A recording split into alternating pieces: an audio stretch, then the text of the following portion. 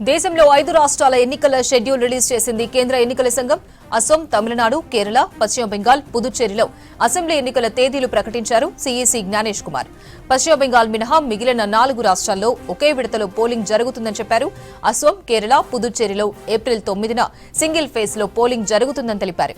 తమిళనాడులో ఏప్రిల్ 23న ఒకే విడతలో ఎలక్షన్స్ నిర్వహిస్తున్నట్లు చెప్పారు. అటు పశ్చిమ బెంగాల్లో మాత్రం 2 విడతల్లో పోలింగ్ జరుగుతుందని తెలిపారు. బెంగాల్లో మొత్తం 294 సీట్లకు ఫస్ట్ ఫేజ్ లో 152 స్థానాలకు, సెకండ్ ఫేజ్ లో 142 సీట్లకు ఎన్నికలు నిర్వహిస్తామన్నారు సీఈసీ జ్ఞానేష్ కుమార్. దేశంలో 5 రాష్ట్రాల ఎన్నికల షెడ్యూల్ రిలీజ్ చేసింది కేంద్ర ఎన్నికల సంఘం. అసోం, తమిళనాడు, కేరళ, పశ్చిమ బెంగాల్, పుదుచ్చేరిలో అసెంబ్లీ ఎన్నికల తేదీలు ప్రకటించారు సీఈసీ జ్ఞానేష్ కుమార్. పశ్చిమ బెంగాల్ మినహా మిగిలిన 4 రాష్ట్రాల్లో ఒకే విడతలో పోలింగ్ జరుగుతుందని చెప్పారు.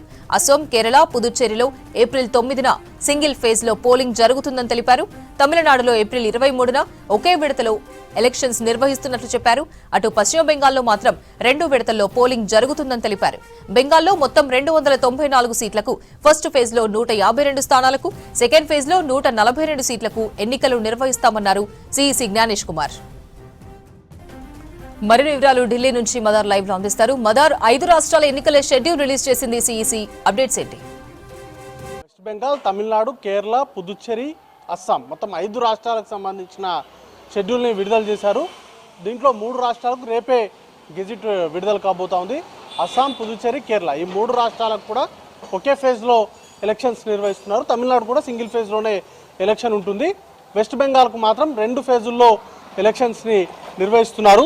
దానికి సంబంధించిన డేట్స్ని మొత్తంగా నామినేషన్స్కి లాస్ట్ తేదీ నుంచి మొదలు పెట్టుకుంటే స్క్రూటినీ, విత్డ్రాస్ ఇవన్నీ ప్రతి దానికి కూడా షెడ్యూల్ని కేంద్ర ఎన్నికల సంఘం విడుదల చేసింది. దానికంటే ముందు ఎలక్షన్ నిర్వహణకు సంబంధించి కేంద్ర ఎన్నికల సంఘం ఎలాంటి ప్రక్రియను అనుసరించిందో మొత్తంగా ఒక చాలా సుదీర్ఘమైనటువంటి ప్రెస్ మీట్ని నిర్వహించి ఎస్ఐఆర్ నుంచి మొదలుకొని ఇప్పటివరకు తీసుకొచ్చినటువంటి రిఫార్మ్స్ కావచ్చు, అలాగే పోల్ బౌండెడ్ స్టేట్స్లో ఎన్ని మీటింగ్స్ కండక్ట్ చేశారు, ఏ పార్టీ ఎవరెవరితో మీటింగ్స్ని కండక్ట్ చేశారు ఏంటి అనే దానిపైన పూర్తి స్థాయి వివరాలను అయితే ఈరోజు కేంద్ర ఎన్నికల కమిషనర్ జ్ఞానేష్ కుమార్ అఫీషియల్గానే అనౌన్స్ చేశారు. ఇక వెస్ట్ బెంగాల్ సంబంధించి చాలా క్రూషియల్ గా ఉంది. ఈ స్టేట్కి సంబంధించి చాలా పెద్ద రాష్ట్రము, దాంతోపాటు ఎక్కువ స్థానాలు ఉన్నటువంటి అసెంబ్లీ ఉన్నటువంటి రాష్ట్రం ఇది. 2 ఫేజుల్లో ఎలక్షన్స్ని నిర్వహిస్తున్నారు.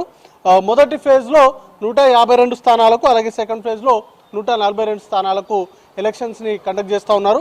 గెజెట్ 30వ తారీఖు ఏప్రిల్ 30వ తారీఖున మార్చి 30వ తారీఖున గెజెట్ అనేది రిలీజ్ అవుతుంది. ఎలక్షన్ అనేది 23వ తారీఖు ఫస్ట్ ఫేజ్, 29వ తారీఖు సెకండ్ ఫేజ్ జరుగుతాయి.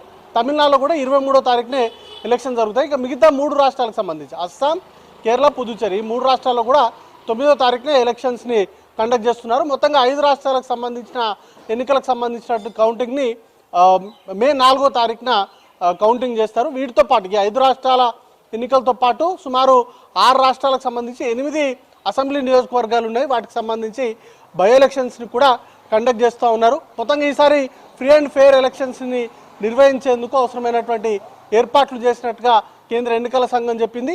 మొత్తంగా 5 రాష్ట్రాలకు సంబంధించి అన్ని నియోజకవర్గాల్లో అన్ని బూతుల్లో కూడా వెబ్ కాస్టింగ్ని 100% వెబ్ కాస్టింగ్ని ఈసారి ఎలక్షన్స్లో నిర్వహించబోతున్నారు. దాంతోపాటు దివ్యాంగుల కోసం కావచ్చు, అలాగే వృద్ధుల కోసం కొన్ని కీలకమైనటువంటి రిఫార్మ్స్ అనేది కూడా తీసుకొచ్చారు. వారు ఇంటి దగ్గర నుంచే ఓటు హక్కు వినియోగించుకునేటువంటి వెసులుబాటుతో పాటు ఇంటి దగ్గర నుంచి పోలింగ్ కేంద్రాలకు వెళ్లేందుకు అవసరమైనటువంటి ట్రాన్స్పోర్టేషన్ని కూడా కల్పిస్తామంటూ కూడా కేంద్ర ఎన్నికల సంఘం చెప్పింది. ఇక మొబైల్స్కి సంబంధించి గతంలో బీహార్ ఎన్నికల్లో కూడా తీసుకొచ్చింది, బీహార్ ఎన్నికల్లో ఇంప్లిమెంట్ చేసింది.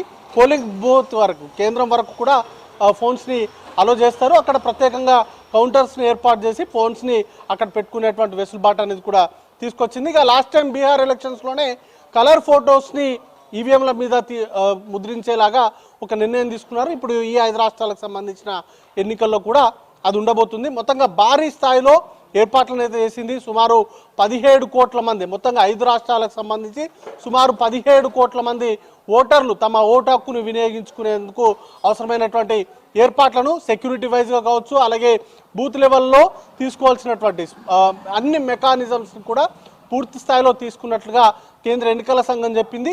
లాస్ట్ టైం ఎక్కడైతే హింసాత్మక ఘటనలు జరిగాయో వాటిని పునరావృతం కాకుండా ఈసారి పూర్తి స్థాయిలో వెబ్ కాస్టింగ్ చేస్తూనే మైక్రో అబ్జర్వర్స్ని కూడా ఎలక్షన్స్ జరిగేటువంటి ప్రాంతాల్లో మైక్రో అబ్జర్వర్స్ కూడా విస్తృతంగా పెంచింది.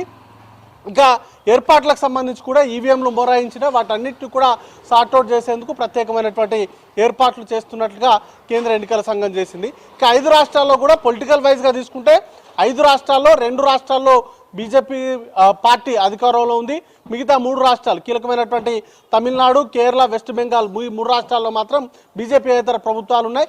ఈసారి ఖచ్చితంగా ఈ రాష్ట్రాల్లో పాగా వేయాలని చెప్పి బీజేపీ చూస్తూ ఉంది. చూడాల్సి ఉంటుంది ఎలక్షన్స్ ఫలితాలు ఏ విధంగా ఉండబోతాయని అనే దానిపైన చాలా ఇంట్రెస్టింగ్ అయితే దేశ ప్రజలందరూ కూడా ఎదురు చూస్తూ ఉన్నటువంటి పరిస్థితి ఉంది. Aparna, all 126 assembly constituencies for Assam, the polling shall be just in one phase, and the polling shall take place on 9th of April, Thursday, 2026. The counting shall be on 4th of May. All 140 assembly constituencies of Kerala shall also go for polling on 9th April, that is Thursday, and counting shall be on the same day, that is 4th May 2026. Puducherry also will go along with Assam and Kerala. The date of poll is 9th April and the counting will be 4th of May. Tamil Nadu, all 234 assembly constituencies will go for poll on 23rd of April in one phase, and the counting shall be on the same day for all the 5 states/UT, that is 4th of May 2026. West Bengal. West Bengal, the 294 assembly constituencies, the polling shall be held in 2 phases. In the first phase, 152, and the second phase, 142. The date of poll shall be 23rd of April and 29th of April, and the counting shall be together for all, that is 4th of May 2026. There will be 8 by-elections also, that is Goa, Gujarat, Karnataka, Maharashtra, Nagaland and Tripura. The name of the constituencies are mentioned here and the reasons, which will be circulated to you. And the schedule would be that the assembly constituencies for Goa, Karnataka, Nagaland and Tripura will be held, the polling will be held on 9th of April, and for the assembly constituencies of Gujarat and Maharashtra on 23rd. The counting shall be on 4th of May for all the cases. First of all, I'd like to make clear that the model code of conduct is applicable from now onwards.